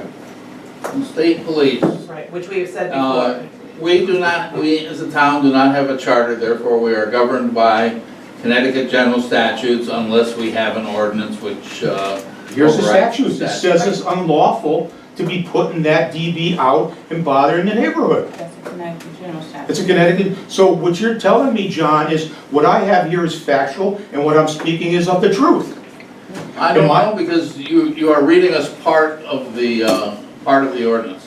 At first Okay. there was too much noise, all of a sudden, the sergeant brings up, well, how about a chainsaw? Oh, well, it doesn't cover chainsaws. But we, Chainsaws I are think not we recreational. have Chainsaws are for So- your. Where does it say recreational Okay, in so there? the it answer, does. Okay, so the answer to start is, in lieu of an ordinance, the enforcement does not come from the town, correct? okay. If there's something happening, then you would contact the state police. All of these meetings are recorded, aren't they? Absolutely. And we have audio, we have visual and audio, and we have minutes. I'm gonna compile what we have talked about in the past. You have received this 2 times from me. You have received it from Trooper Stackpole. As Marty Drobny and I and Dave DeSellis sat in your office, you received this from Christina's paperwork that was under file. Right, we Thank do, you. but we Okay, do but now not you're telling me no. you don't have received it, I but yet I issued I all of didn't these say I had- Okay, three I'm gonna ask copies. you to stop. I have issued you 3 Todd. copies of this Todd. to all of you. You asked to have a delay in the session so you can all review it. Now you're telling me you've never received it. I don't believe I ever said I did not receive it. John just did. I said, John I just did did. not. I did So I'm not. gonna ask you to stop at this point. You asked who would be responsible for enforcement. In lieu of a town ordinance, we cannot enforce that. That comes to the state police. So if you contact them and they're telling you something different than what you believe the action is they should be taking, I'm not sure what we can do as a board to change that. They are the then enforcement authority, is that correct? That's DEP. Noise If it- ordinance. It'd be under DEP, as all the statutes. There's no ordinance. This is the Connecticut. Statute. First of all, I Statute. want to So- offer an apology to the board and the people here. As I said a few minutes ago, this has been frustrating and I very emotional. understand that, It's but- been 3 years. And this is not, I'd like you to also recognize that when this board came on, this was a non-issue. This had been taken up with the Board of Selectmen, and they had decided not to act and not to move on it. And we heard you, and we are trying to come to some sort of solution. So I don't hear think this you. is productive at I hear this you, and I point. thank you, and yes, it is The not reason we productive. asked the trooper to come was because Liza had looked into some ordinances. What we discovered was not one town that is like Willington without either a police force or resident state trooper, correct me if I'm wrong, had a noise ordinance because enforcement then became an issue. Every single one talked about who it was that enforced these ordinances. They all refer to their law enforcement agency, whatever that was. We do not have that. So we reached out so that we could have a conversation about how could we enforce an ordinance in lieu of that? Because we would be the first that we can find in Connecticut that would have a noise ordinance without some sort of law enforcement agency. Could you maybe give us some idea and some guidance on how we could enforce that? I already spoke to DEP, and they're not gonna take away someone's right to ride a dirt bike on the property. And This neither is will we. not governed by the DEEP. This is governed by the Connecticut General Statutes, which is a law. Has nothing to do with the DEP. The DEP, What's the fine? what is the fine? Yeah, I have no idea. I don't know what the fine I've is. never heard of the law, so I'm just asking, what's the consequence of the law? That would be something that the courts would decide. I can give you, You said you have case law. I do not have it here, my attorney has it. If you want, here, I can give you copies of this where it states where it's on private property. It states the statutes. It does not state what an ordinance would be. The DEP regulates and says what it is throughout, and it follows within the Connecticut General Statutes, which is what you guys enforce. No, they enforce it. Who do I go to when a statute is broken? Do I call the DEP? It depends, what's going on? They have their own statutes they enforce, and we have our own. So do you enforce, We, do you enforce breach of peace? what do you want done? You want these people to stop riding their dirt bikes? No, I'm not That's asking gonna to stop the dirt bikes, it's to put a muffler on it, which it has stopped, I once again want to say. But we have other situations that's going, we're chasing our tail here. There are statutes that says that this shouldn't be going on. It's not saying that the DEP, and if you read it, it says law enforcement enforces it. Okay, not the DEP. Nothing's saying with the DEP. It's a breach of peace and disorderly conduct. Excuse me, I have a question for Sergeant Duda, Yeah. and for the record, I'm Robin Campbell, and I'm asking as a resident only because I'm intrigued. My son has a dirt bike, he's 15, we have 4 acres, we have trails, and he has a modified muffler cloud. Is he doing something illegal? Because I want to know if he's doing something illegal that we could be in trouble. This sounds like that's the perfect environment for a dirt bike.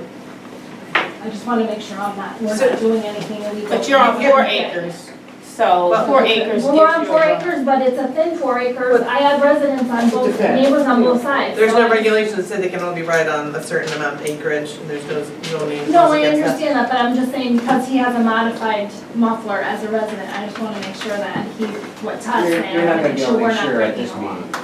I'm sorry. You won't be able to make sure at this meeting. We don't have enough information. It doesn't seem Correct me if I'm wrong, there viable. are DEP officers, It doesn't seem and then viable. there are Connecticut State Police officers. We're talking about two different, The DEP they would covers the enforce state. their own. The local municipalities covers private. The DEP says, yes, they're not allowed on state property. It falls underneath the Connecticut General Statutes 53A-184, disorderly conduct, which states a person is guilty of disorderly conduct when the intent to cause inconvenience, annoyance, and makes unreasonable noise. And it states throughout here in the statutes, which is for private property, that it is annoyance and is a nuisance with over that decibel on private property to emit from your house to somebody else's. So you mix the two together, okay? They're not governed, private, you're right. Private is not governed by the DEP, the local or the state polices. Now, we're sitting here with an issue, we're talking about noise that's coming from either a boom box or somebody on a quad, an open head, or a motorbike that is disrupting the peace. Our livelihood, yeah. Okay, maybe I said it wrong, I'm passionate about it, I'm frustrated about it, and I apologize again to everybody. But this has been going on for a long time where it's disrupted my livelihood, my life. We have a medical issue with her with the impulse noise, she can't handle it, okay, and we're asking for help. We have the board saying that, yes, there is no ordinance, you guys enforce it. I call the state police, they come out and they say, we'd love to do something, but we need an ordinance. So, where does it go? This has been going on for a long time. You know, there's 12 neighbors of mine that said, no, they don't want any part of this. When I can't hear myself think in my own bedroom, and I've got to turn up my TV and close the window and turn on the air conditioning, or I have to pull a barbecue in to go in the house, it's wrong. That's our life. That's That's our life. Unfortunately. This is all happening during the daytime? Now, once again, this has stopped since we spoke. To their credit, once Are we these don't, kids riding dirt bikes, adults? Both. It's adults and their kid, one of the kids. During the And they have their daytime? neighbors and friends. They were doing them on the weekends. This activity was going on at one time for 5 hours at a time. And you want mufflers put on their dirt bikes? I want it to where at my property line, what the state statutes mandates is to be effective and enforced. right now, to their credit, when they saw all the people that were greatly opposed to that activity, they greatly reduced their activity. They didn't have any more parties with all their buddies over. It's been very infrequent, much less frequent, I should say, much less frequent. So they, to their credit, they stopped. It wasn't enough for Todd to talk to them. Well, once they saw the 12 of their neighbors weren't going to tolerate it anymore, weren't willing to, they reduced their activity significantly. Unfortunately, some of our other neighbors haven't had quite as good fortune. And also, it's more than just your situation, right? There are other people I that got have 25 concerns. signatures right here. Right, so that's what I'm saying, it's more than just one person complaining, and that was why. That's right. Hey, was that a petition that you filed with the town clerk's Yeah. office? Yeah. Has it been received by the town clerk? Not yet. What's that for? Noise ordinance, or noise ordinance to try to get. Well, like you said, if it isn't presented properly, it's not gonna, it has a very low probability of passing. You're gonna have to meet this Even guy if in it's the middle, he's presented not gonna stop properly. riding his dirt bikes. Yeah, these guys are pretty good. To their credit, like we said. There's no way you can take away someone's right to ride a dirt bike on their property. If they make a tangible impact on my property, I believe the Constitution says you can. They don't have the right to make a tangible impact. You can, and I ask, and I keep asking, you can show me case law where someone's right to ride a dirt bike was taken away, and maybe I'll get on board. Yeah, well, that's for good. It's not, you're not gonna see any case law that says you can't ride a dirt bike. Really? It would be, listen, we if I'm agree to reading that. some of this information you presented us with long ago, it appears It's true. It's not- neither statutes nor cases interpreting them explicitly authorize municipalities to regulate dirt bike use on private property. However, it appears municipalities may exercise this authority pursuant to their 1, zoning powers through regulation, 2, general municipal powers through an ordinance.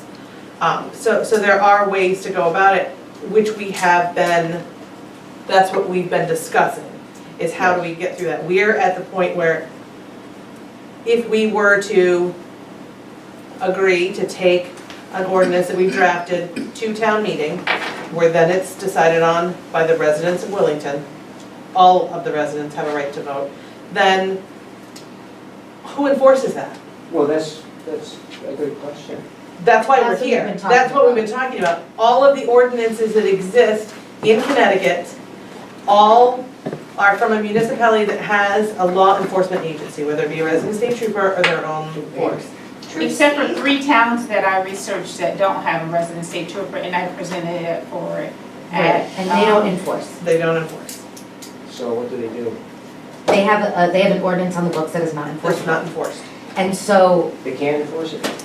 they don't have the personnel to Who's going enforce to it. enforce it? I don't know. That's the question before Oh, us. that's the But question. would it Who would you think So here's would the be a good thing. resource for So it? if you want me to answer the question, I will answer the question. All right, I've been that's trying to finish a statement for please about answer. 10 minutes. No, great. So here's the challenge that we have, and we keep going back to the initial issue, is that we do not have anybody on staff who is qualified and able to do metering. That is something that needs to be a trained legal responsibility. They have to be able to give citations, is not something that we have. So we're in a position again where we have to, we have to either go all in or we can't do this, right? And we need to go all in, we have to have a state trooper or somebody who's identified as being able to meter and then give tickets and citations. That's good stuff. We don't have that.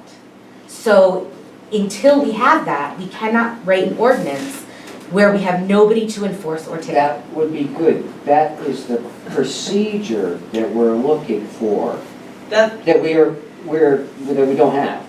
The steps of requirement or the requirements. Right, and we've been talking about that for several meetings. This is the first I've heard. Okay, so the last 2 meetings, we've talked about that we have, yes, that we do not have a, somebody who is trained and able to Okay. meter and give tickets.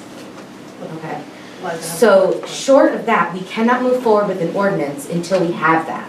All right. So that's the pickle that we're in at the moment. So where do we go? well, To So we either have state police that enforce this, DEP that enforces it, or nobody enforces it. because That's the position that we're in. so in the town of as the Fairfield, board. the chief of police shall be responsible for enforcing the provisions of this chapter.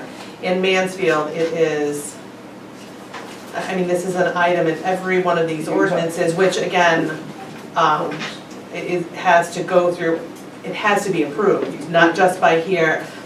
Please, at this point, at this point, please, listen, continue. thank you. Enforcement, the Director of Public Safety has designated law enforcement. We have neither a chief of police, a Director of Public Safety, any Director of Law Enforcement.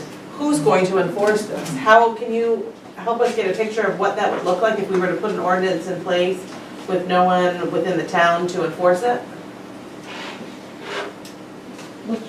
It'd have to be referred to somebody, you know, to address at a later date, you know, like a complaint to be looked into, and, you know, I think I brought up there'd have to be an appeal board, some sort of board for all the tickets to be appealed or sanctioned, you know. So meanwhile, if something is in progress, how is that addressed?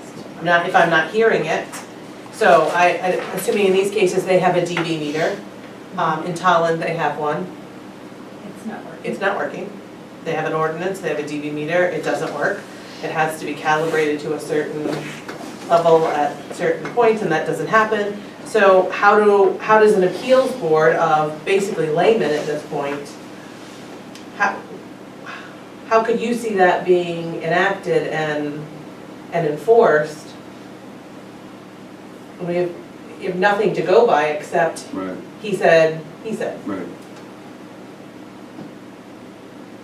I don't know how you enforce it. My guess is that's how we get into unenforceable ordinances. And that's what we're trying Are you to, gonna print out nuisance tickets? I'm sorry? Are you gonna, and create tickets to give out? We That's haven't- what the other ordinances have done. Right. They have So- somebody who's identified as being the enforcement official, and they cite what the infractions are. Correct. as you started off, you said we have no persons trained for that. Right.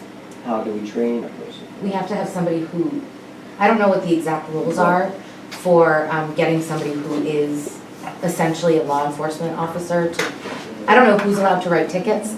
I'm not allowed to write That's a tickets. good question. Right, well, that's what we're asking here. I mean, that's why we're here, and that's what we're asking. We're at the point where we can come up with an ordinance, but if we can't enact it, Well, can't let's- enforce it, Well, what are you then talking about? That, let's see what we need to.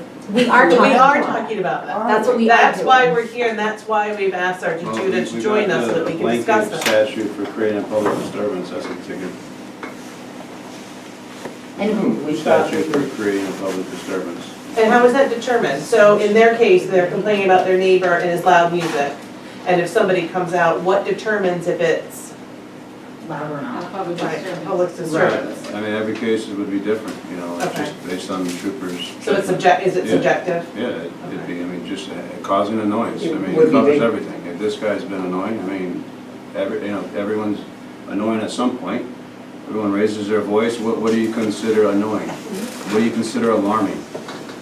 I see, you know, at what point do you give the guy a ticket and let him, and just let him calm down, or what point do you do something? If it's repeated, I'd say, yeah, your warnings have been issued numerous times, it's time to give him a ticket.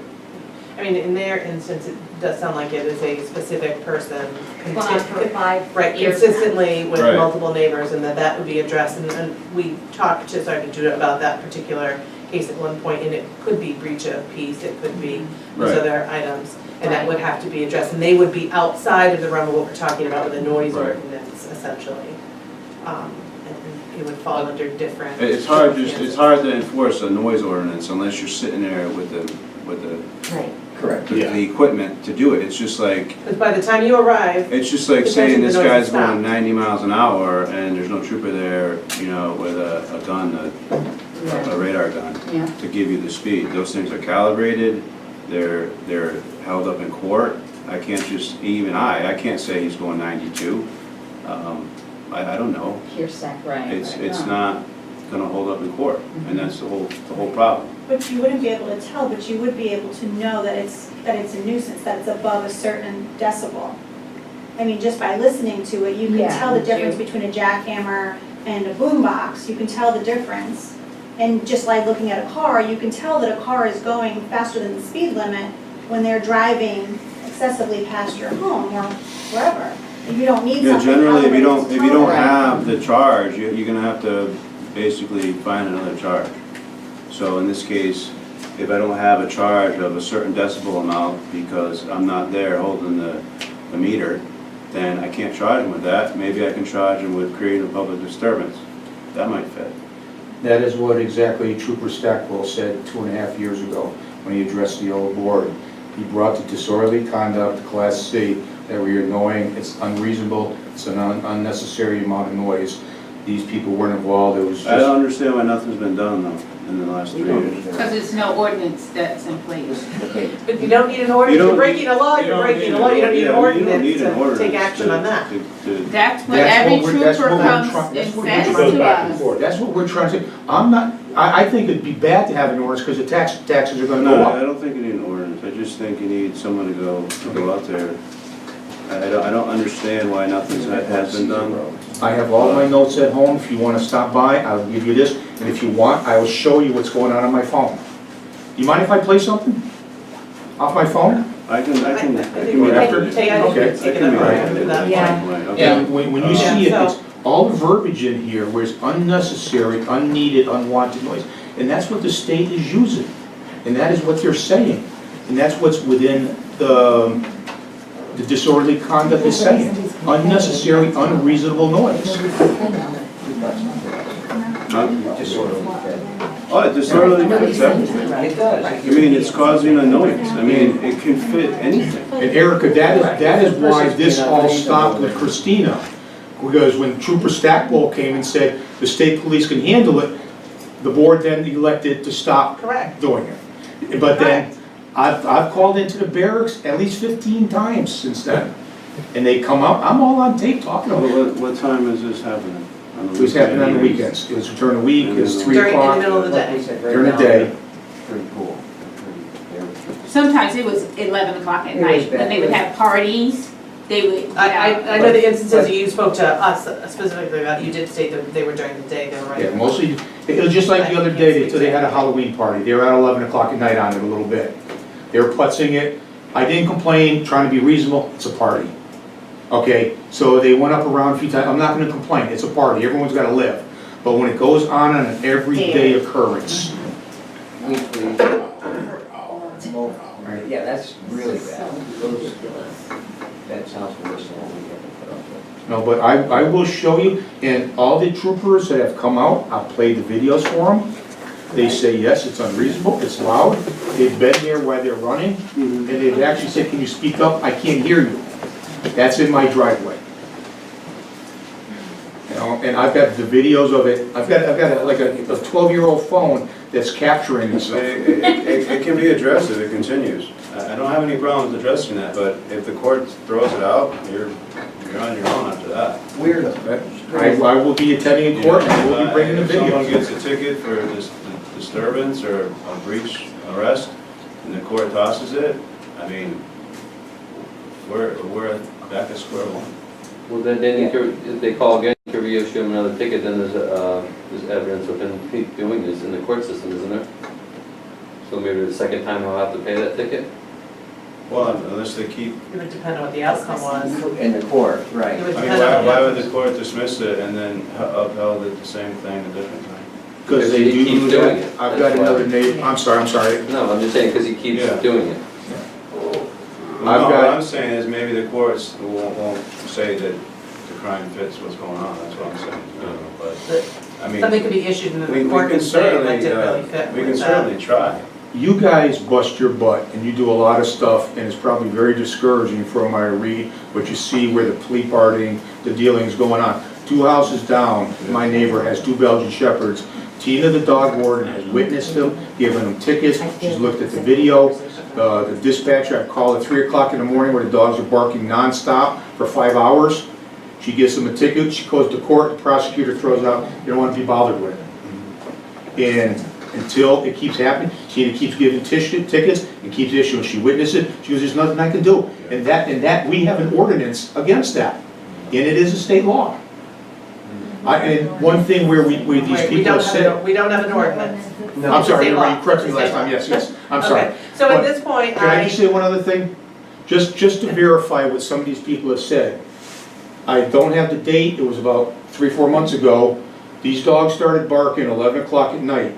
I finally called the barracks at 4 in the morning, 3 o'clock in the morning, and I videotaped it for an hour, standing in the dark in my thongs and a bathrobe. okay, at this point, I think that And the conversation state is best troopers between that you turn and the around, state and the trooper. dispatcher. Maybe not even the state trooper. Yeah, but what, I think that sounds like a separate issue and he's willing It's to noise, discuss with it's noise you and nuisance. your I'll concerns. explain to you later then. And, okay, Thank so we didn't get any answers that I think we had hoped we would get. Well, that's not true. I think I expected someone to tell us it was gonna be very difficult to enforce something without an enforcement agency within our town, which is what I feared. So we need to determine where we wanna go from here with this as a board. And I think we're back to square one. Yes. He said with the other board, for which I was a Yes. member, we went through all this and That- came to the conclusion that there's not really a lot that this board can do. You can call the state police, because if I understand it, it's their responsibility. One other question, have you tried civil litigation? That's step 4, John. First process is to talk to the person. Second and third, which kind of go together, is talk to the leaders of the town, which are you guys, and/or the police department. Goes back and forth. Fourth one, civil. Well, I would suggest you might want to give that some consideration, because that might be the only thing left. Well, it's, I said, I brought it before as the leaders of the town, that's came here first. I'm going my steps. All my ducks are in a row. I'll do what I can if it continues. You said it stopped a little bit? It has stopped almost entirely since we talked, as Erica said, but it took a lot to get there. No. It stopped. I see no reason for the town to do any type of noise ordinance, I don't either. so. That, Erica, I've been saying since day one. I'm sorry, I am definitely a little frustrated with that, because you haven't said from day when you didn't think we didn't need an ordinance. I think you We're gonna have to felt go- like no. we needed an ordinance, and then that's I've that's come fine. to the town You come asking to the for a town asking, solution, and we- trying not to turn around and put a tax burden on. I just said it about an hour ago. I think all these people will testify Yes, and look back. and what we said a couple of months ago was that I said- following those state statutes went through the state police department. So I almost feel like we're going around in a circle, and I wish I had an answer that was easy for everybody. I wish there were I easy think we do solutions have to one. some of these The state problems. police says it's disorderly conduct, and if the leaders of the town say, this is a quiet town, we're not gonna put up with it, people are gonna think twice about what they're doing. If the leaders would step to the plate and say it too, Say what? that you're not supposed to be bothering your neighbor, we have laws. We haven't This isn't disagreed with that. Wilding And what have anymore. I said? That those laws, Okay. we cannot enforce those laws. Those That's laws fine. are enforced at the All state police level. And what you have passed us for was for an ordinance upon the entire town. That's what you came to us with. That's what you Yeah. have talked about wanting a petition for. And then today you said, I don't want I'm an not gonna ordinance. fall into that. That is So, what where Christina wanted to go, and that's where it was Okay. going, and then it So stopped. with that, we're gonna move on to our last item, which is good and welfare. There is a public draft of the Capital Region Natural Hazard Mitigation Plan. It's available for review on the town website. Robin, do you know if it's on the main page under news and I believe announcements? it is on the main. And you may have to look under see more, it only allows us to add 3, and write other things regarding elections. I'll ask the conversation to stop as the meeting is going on. I sadly, on Friday, accepted a letter of retirement from Nancy Vogel. She is currently our assistant revenue collector. She's been with the town 18 plus years. She was first a registrar of voters. And she is going to retire effective December 4th. So did I say reluctantly, but apparently you can't work for forever. So Nancy, again, has put in 18 plus years of time and dedication to the town and residents of Willington, so we thank her for that. Tomorrow is election day. Go vote? Go vote. I'm not gonna tell, I will say nothing about how you vote, but vote. It's a right that we have, it's a right not everybody has had for forever, and it's important to cast your vote and to have your say. With that, the town office building is closed to the public, with the exception of voting tomorrow, simply because we're still under construction in the front. There are rules and regulations around the entrance to your polling place, and our public entrance is right into the polling room. So, town office employees will be here working in our offices, but it will not be open to public business tomorrow. So you can come in, vote. There is same day voter registration available here in the town office building. So vote, tell anybody you know to vote. From 6 a.m. 6 to a.m. 8 p.m. p.m. And there will be no public restroom available. Did we say that? No, I did not know that. No what? No public restrooms available. If you come to vote, they can't use the restroom. That's what the registrar said. Well, that's the first I've heard of that, so I would take that up with the registrars tomorrow, I do not know. So, I mean, we have bathrooms, so I don't know about that. Black bags? Listen, Because this will be a lot. and the entrance is on the side of the building. That's what There's they, a long ramp that's right outside the they sent out selectmen's their, office, and it'll take you right into the polling room. So things are a little bit awkward here. Office 30. It's, yes. Let's wrap So up. with that, I move to adjourn at 8:29. I'll second. Have a good night. Oh, I want to thank Sergeant Tudor for coming out. Can you put that in there?